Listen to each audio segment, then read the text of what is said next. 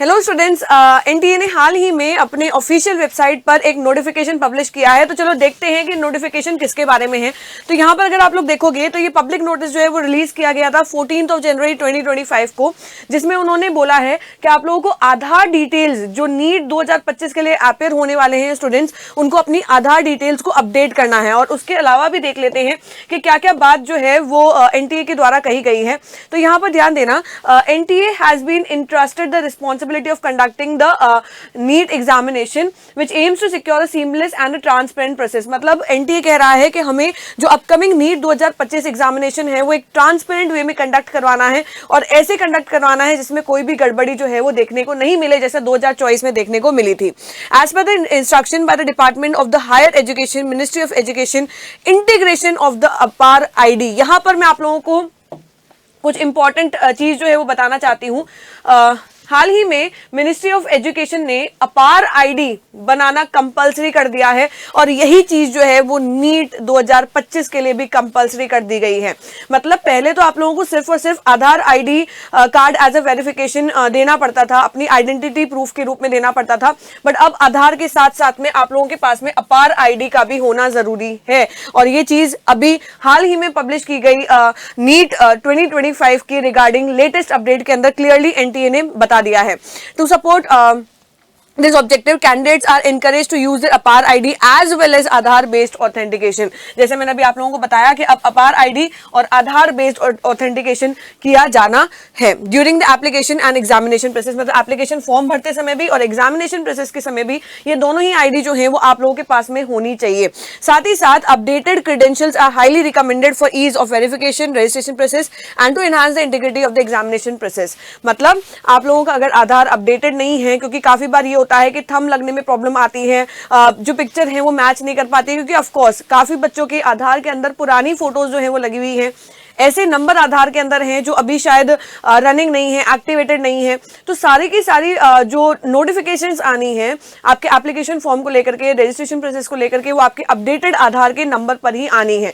तो अगर आप लोगों का आधार अपडेटेड नहीं है तो आज ही आप लोगों को जाकर के अपना आधार जो है वो अपडेट कराना है और साथ ही साथ अपार आईडी जो है वो जरूर बना लेना बच्चों, क्योंकि अब दोनों ही आईडी जो है वो कंपल्सरी हो गई है। और अगर हम लोग बात करें यहाँ पर, candidates are advised to update the credentials in Aadhaar preferably as per the 10th marksheet. मतलब आप लोगों की आधार के अंदर जितनी भी डिटेल्स हैं वो सारी की सारी आपकी 10th मार्कशीट से मैच करते हुए होनी चाहिए। Ensure your Aadhaar is linked with a valid mobile number for OTP based authentication, जैसा कि मैंने अभी आप लोगों को बताया। साथ ही साथ इस नोटिस के अंदर और ये भी लिखा हुआ है कि आधार क्यों इंपॉर्टेंट है, ताकि auto populating details reducing the manual errors during the application submission.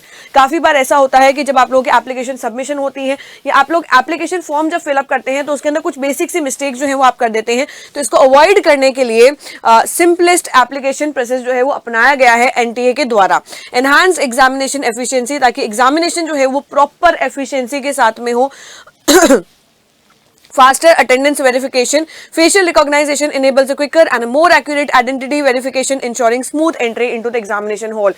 अब यहाँ पर इसके ऊपर बच्चों यहाँ पर ये देखना, अटेंडेंस वेरिफिकेशन जो होने वाला है वो फेस प्रूफ से होने वाला है। मतलब आप लोगों का फेशियल रिकॉग्नाइजेशन जो है वो किया जाएगा और जल्दी से अटेंडेंस जो है वो ली जा सके, इसलिए आधार कार्ड जो है वो अपडेटेड आधार कार्ड जो है वो कंपल्सरी कर दिया गया है। वेलफेयर ऑफ कैंडिडेट्स, यहाँ पर देखना बच्चों, कैंडिडेट्स के वेलफेयर के लिए भी आधार जो है वो बहुत ज्यादा इंपॉर्टेंट होता है। और साथ ही साथ आप लोगों को से एडवाइस की गई है कि आधार डिटेल्स जो है, स्पेशली नाम, date of birth as per 10th passing certificate including the facial recognisation data, ये बहुत इंपॉर्टेंट है बच्चों, क्योंकि काफी बार मैं देखती हूँ कि आधार कार्ड के अंदर जो स्टूडेंट्स की फोटो है वो बचपन की लगा रखी है, जो बिल्कुल भी अभी आप लोगों की शक्ल से मैच नहीं करती है। तो उसे प्लीज अपडेट करवा देना, साथ ही साथ नंबर अपडेट करवाना मत भूलना, क्योंकि सारे के सारे जो ओटीपीज हैं, जो नोटिफिकेशन हैं, जो आपके रजिस्ट्रेशन प्रोसेस के लिए चाहिए, वो सारे के सारे आपके अपडेटेड मोबाइल नंबर पर ही आने हैं। और यहाँ पर ये अपडेट जो आप लोग करवा सकते हो नियरेस्ट आधार एनरोलमेंट या फिर अपडेट सेंटर पर जाकर के करा सकते हो। दूसरी इंपॉर्टेंट बात आती है कि अपार आईडी हम लोग कैसे बनाएं। काफी सारे स्टूडेंट्स का ये डाउट रहता है कि अपार आईडी हम लोग कैसे बनाएं, क्या करना होगा, क्या नहीं करना होगा। क्या हमें स्कूल जाना होगा, या ड्रॉपर्स जो है वो कैसे स्कूल जाएंगे, कोई बच्चा जो है वो कोटा बैठा है, स्कूल जो है वो कहीं बीकानेर या कोई दूसरे डिस्ट्रिक्ट के अंदर आ जाता है, तो बच्चों मैं आपको बता दूं सिंपलेस्ट वे है अपार आईडी बनाने का। आप लोगों को क्या करना है, डिजी लॉकर पर जाना है। डिजी लॉकर पेज पर जब आप लोग जाओगे, उसे सर्च करोगे बच्चों, वहां पर जाकर के आपको साइन अप करना है। मैं आप लोगों को फिर भी बता देती हूँ एक बार, जैसे मैंने अभी आप लोगों के लिए just a second students, DigiLocker करके मैंने साइट खोली है, यहाँ पर मैंने अपना साइन इन कर रखा है। उसके बाद में आप लोगों को क्या करना है, साइन इन करने के बाद में यहाँ पर सर्च डॉक्यूमेंट्स में जाना है। सर्च डॉक्यूमेंट्स में जाकर के आपको क्लिक करना है और आप लोगों को लिखना है सिंपली अपार। क्या करना है बच्चों, अपार लिखना है और यहाँ पर एंटर कर देना। जब आप लोग यहाँ पर अपार लिख करके एंटर करोगे, उसके बाद में यहाँ पर आएगा एकेडमिक बैंक ऑफ क्रेडेंशियल्स, बस और कुछ नहीं करना है। इसके अंदर जाना है और अपने सारे के सारे जो डिटेल्स हैं वो फिलअप करना है। डिटेल्स फिलअप करने के बाद में आपके अपार आईडी जो है वो क्रिएट हो जाएगी। सिंपलेस्ट मेथड है बच्चों, 5 मिनट का भी समय इसके अंदर नहीं लगने वाला है, तो कोई पैनिक करने की जरूरत नहीं है। आप लोग अपने घर पे बैठे बैठे अपार आईडी जो है वो क्रिएट कर सकते हो। क्यों बनाई जा रही है अपार आईडी, क्यों ये जरूरी है, तो यहाँ पर अपार आईडी बनाने का एक ही मतलब है बच्चों, ताकि ये जो नीट एग्जामिनेशन कंडक्ट होने वाला है वो एक फेयर वे में हो, एक ट्रांसपेरेंट वे में हो जाए। सीधा ही आपके 10th और 11th की डिटेल्स जो है वो ट्रैक कर ली जाएगी आपके स्कूल के डेटा से। तो अपार आईडी बनाना बहुत ज्यादा जरूरी है और साथ ही साथ आपका आधार जो कार्ड है वो आपको अपडेट करवाना बहुत ही ज्यादा इंपॉर्टेंट हो जाता है। तो ये दोनों ही चीजें जो है वो जल्दी से अपडेट करवा लेना और अपनी अपार आईडी जो है वो क्रिएट कर लेना। आई थिंक सो ये इन्फॉर्मेशन जो है वो आप लोगों के लिए बहुत ज्यादा हेल्पफुल रही होगी।